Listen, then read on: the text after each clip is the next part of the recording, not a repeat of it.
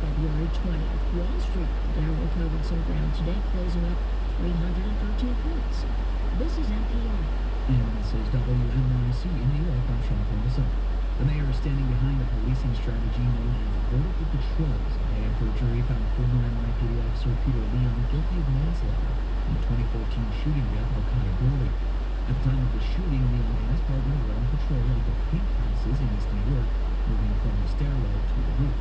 Mayor de Blasio says those patrols are vital to public safety. Vertical patrols are necessary as part of keeping our public housing residents safe, but we have to work constantly to do them the right way. The mayor says the city is making sure officers have the training they need to conduct those patrols in a way that keeps officers and the public safe. In another news for New York's buildings, the city is increasing inspections at construction sites and quadrupling penalties for violations following a series of worker deaths last year. Mayor de Blasio says most construction fatalities happen at unsupervised building sites under 10 stories high, which is where the city will focus its enforcement. Many construction accidents are preventable. Most are preventable with strict adherence to safety rules. The city will raise the penalty from $2,400 per violation to about $10,000. Blasio said the city's construction boom has brought 98% more construction accidents since 2009. We have a very chilly weekend ahead of us here in New York. A slight chance of snow showers for tonight. It'll be cloudy, low dropping down about 16, but with a wind chill around between 5 and 10. For tomorrow Saturday, we could see some more snow around Littleton accumulation. It'll be partly sunny and cold tomorrow. Temperatures falling to about 12 in the afternoon. The wind chill between -10 and 0. Wind gusts as high as 43 miles per hour. You're listening to WNYC 6. Support for NPR comes from IMG, presenting Michael Moore's new film, Murder and Babe Next, a comedy about finding solutions to America's problems in unlikely places. In theaters February 12th.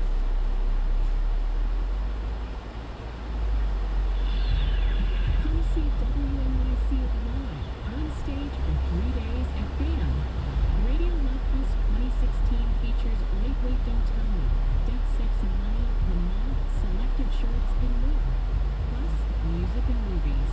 Meet us in Brooklyn for Radio Love Fest, March 10th through 12th. Schedules and tickets at BAM.org.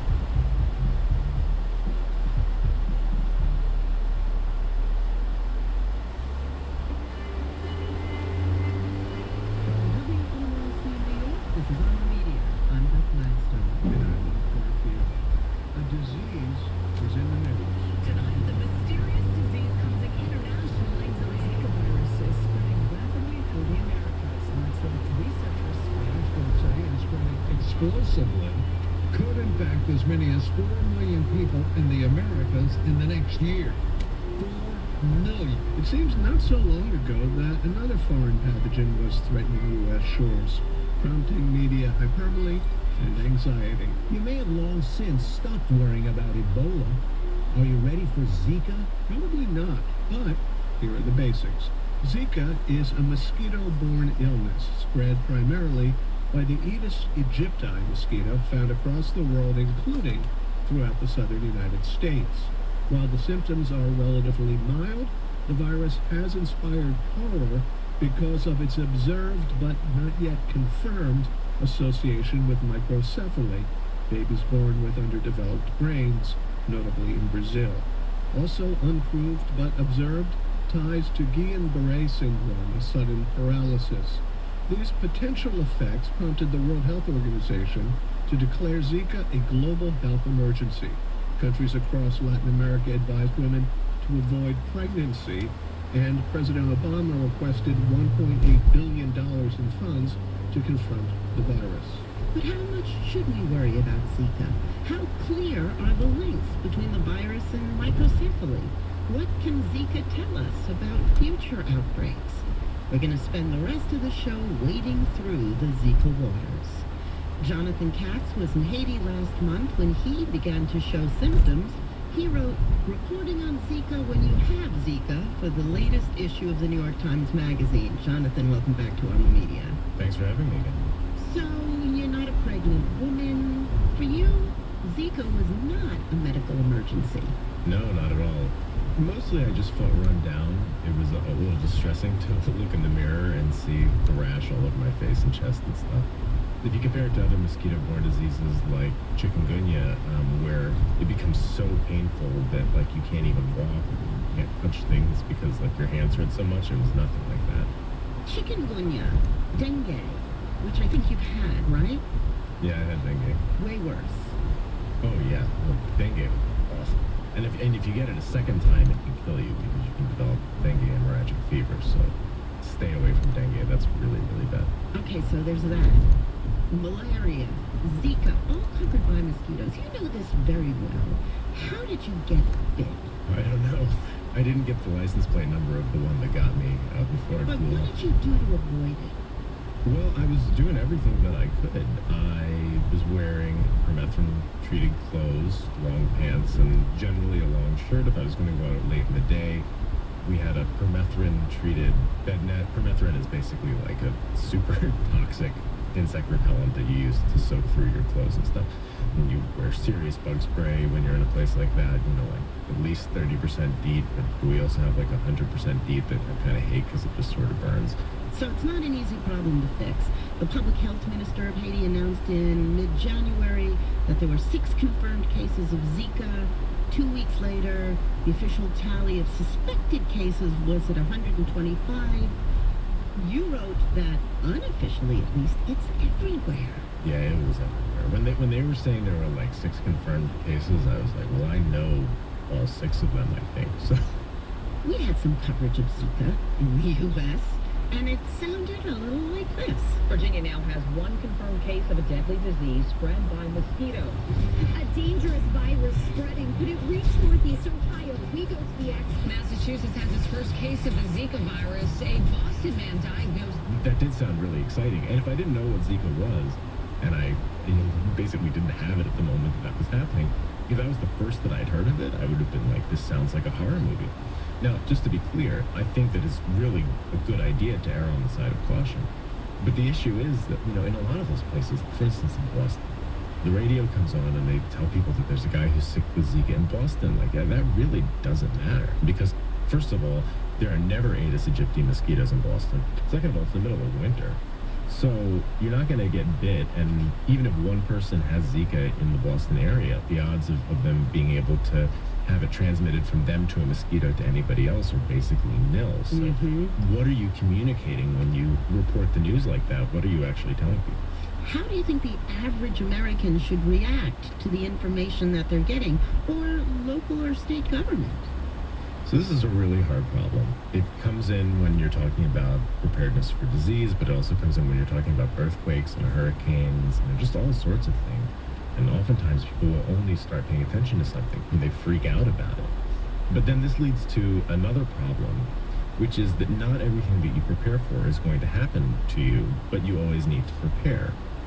The way that human nature seems to work is that if you tell people to prepare for something and then it doesn't happen, you do end up with a little bit of this boy that cried wolf syndrome. Now, in the case of the Zika virus, that mosquito isn't going to find its way to Boston, but it could find its way to Puerto Rico, Texas, Florida. Don't you think they need a little cattle prod of fear, maybe?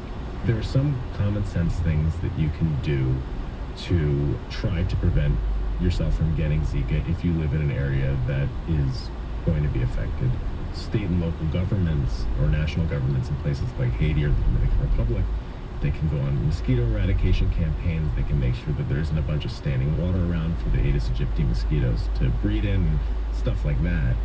Scaring people just for its own sake doesn't really accomplish anything. And the more dramatic and the more dire that you make it sound, the worse that sort of boy that cried wolf syndrome is going to get afterward. Let's talk about the fact that Zika seems to have gotten people talking about mosquito control. 500 million people contract malaria a year, maybe 2.5 million of them die each year. 22,000 die from dengue each year, but it's taken Zika to get people to focus on mosquito control. Why? First of all, the idea that this can harm your baby before your baby is born, that gets people's attention. That's every parent's worst nightmare.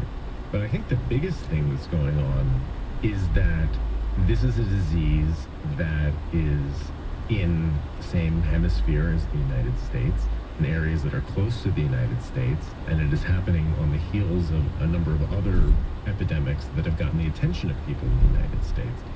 And the thing that you have to keep in mind is, yeah, 500 million people are infected with various forms of malaria a year, but the 500 million people tend to be poor and tend to live in countries that don't have a lot of power. If there was rampant malaria in the United States or Western Europe, we would be moving heaven and earth to cure malaria. If you look back at the Ebola epidemic, Americans only started caring once, the first patients with Ebola were being brought to the CDC in Atlanta.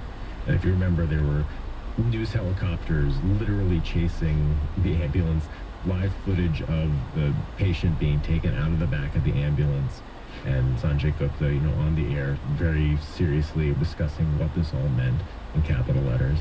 And wild overreaction by several governors. Oh, yes, and none of it had anything to do with what was actually happening in West Africa. Ebola, and I think Zika as well, sort of entered the American political sphere in terms of how the United States relates to the rest of the world. If you're the sort of person that wants to, build a giant wall across the border with Mexico and make Mexico pay for it, then you were going to regard these diseases as another form of foreign invasion. And it provided an opportunity for people like Chris Christie, the governor of New Jersey, to grandstand and detain a nurse whose crime was having gone over to West Africa to help people who had Ebola, keep her in quarantine even though there didn't seem to be any actual reason to do so. Frankly, even if there is a strong possibility that a disease that crops up somewhere overseas could spread and get here, one of the important preventative things is to work together internationally to try to address the systemic roots of poverty so that we can prevent those diseases from cropping up anywhere. There are lots and lots of threats, and it's really better to nip them in the bud. Lots and lots of threats. Yeah. So what's the message we should, as members of the media, be sending? How do we deal with this? I think you have to say what you know, you have to say what you don't know, and then also keep in mind the bigger picture. I mean, Zika is a disease that, as far as we know, is new to the Western Hemisphere. But this seems to now be happening every couple of years. Chikungunya did the same thing in 2014 when it showed up. Once it got to the area that the Aedes aegypti mosquito is in, it spread like wildfire, and everybody was affected everywhere. As the planet continues to get warmer, the range of this particular mosquito and other mosquitoes is going to expand, and more areas are going to be affected by mosquito-borne diseases than were in the past. Jonathan, thank you very much. Thank you. Jonathan Katz wrote about having Zika while reporting on it for the New York Times Magazine this weekend. He's also the author of The Big Truck That Went By, How the World Came to Save Haiti and Left Behind a Disaster. And he's a writer in residence at Duke University. Meanwhile, in Brazil, there's a sense that foreign media is much more hysterical than we are. Here in Brazil, there's not much panic. Patricia Campos Melo is an editor-at-large and columnist at Folha, the largest daily newspaper in Brazil. She says that the Brazilian press and government were slow to catch on to the seriousness of Zika, despite a string of warning signs. In the beginning, even the Minister of Health, he said of Zika, Zika is very benign, we shouldn't worry about Zika, we should worry about dengue. Dengue is much more serious. But then the outbreak happened in March, April, May in the northeastern states. And 6 months later, the babies with microcephaly started to be born. And that's when people finally realized this is serious. Well, those images are attention getters. In fact, they've been compared to the picture of the child who died on the beach in Turkey, finally putting a human face on the Syrian refugee crisis. Were these images splashed all over the front pages in the television? Yeah, and that's a huge discussion going on here in the media. Should we or should we not publish those pictures? I spent a week in Pernambuco, the state that is the most affected, and the photographer who was with me, he took several pictures of babies. We got authorization from the parents to publish the pictures, but this is an ongoing discussion. Are we being sensationalist? At the same time, if you think about the picture of the little boy who drowned, the Syrian boy, it's the same thing. I mean, it took a picture to make people start paying attention. So maybe that's what's happening now, because you have the pictures in the front pages every day. And then on the other hand, with all of the focus on Zika, it tends to distract governments and health organizations from ongoing crises. There was this virologist who said people are paying so much attention to Zika. We still have like hundreds of deaths of dengue virus in Brazil. In 2014, I covered the Ebola virus, and there was this hysteria here in Brazil that the Ebola virus would come here. So people say, instead of paying attention to that, why don't you pay attention to dengue virus, which is actually happening? There has been some sense that the burden for Zika and its health implications is being placed on women, as you said, to stay indoors and use bug repellent and not get infected, certainly not to get pregnant. But the women most prone to this disease are the poor, who are crowded into slums in Rio and elsewhere, and in rural villages. They have little access to prevention, much less diagnosis or care, much less abortion, which is illegal. Has FOLA or other newspapers or television given voice to the women who are most at risk? Well, we had some stories in the Northeast and in the very poor parts of it. Some of the women who were pregnant and had babies who had microcephaly, the husbands abandoned them. And this was a very, very sad story, because they were viewed as, you're to blame because you had a child who has a problem. So we did a story on that, and we also did a story on maternity leave. Here in Brazil, you have mandatory 4-month maternity leave. And the women who had kids with microcephaly were requesting this to be extended. So I think this is something that speaks directly to the needs of the women who are having to bear the brunt of the whole crisis, right? Abortion is also a huge issue right now. Well, let me ask you about abortion, reproductive rights. Is this crisis changing the discussion of abortion bans in general? It is changing. Right now, the only way you can get a legal abortion is if your baby doesn't have a brain, or if there's a risk to the mother, or if she was raped. But basically what happens is that if you're rich, you go to a private clinic and you get an abortion. If you're poor, you don't get an abortion, right? As you said, most of the women who are affected by Zika and having babies with microcephaly, they're very poor mothers and they can't get abortion. So some activists are requesting the Supreme Court include Zika as a probable cause to get a legal abortion. But now the Catholic leadership has already said that they strongly oppose this, and even the Minister of Health said, well, we're going to follow strictly the law, and Zika is not one of the factors that allows for legal abortion. Is there any chance that this question about abortions for women infected by Zika will lead ultimately to a more robust discussion about marginalized women in Brazilian society? I mean, is there potentially a silver lining to this nightmare? That would be wonderful, although I doubt that would happen. I don't think the country or the politicians are ready to fight for that. The political climate now is really tough, but it's the one chance we have to show that poor women are the ones who are suffering most if they can't access legal abortion. And the other thing that could be a silver lining is if the government finally realizes that we have to be serious in combating the vector, the mosquitoes, and we need to have more resources to do that. But I'm not that optimistic. Patricia, thank you very much. Thank you. Thank you. Patricia Campos Mello is an editor-at-large and columnist at FOLA. She spoke to us from Sao Paulo. Coming up, the line between public health messaging and media panic. This is On the Media. On the Media is supported by Staples, offering tech services for small business owners.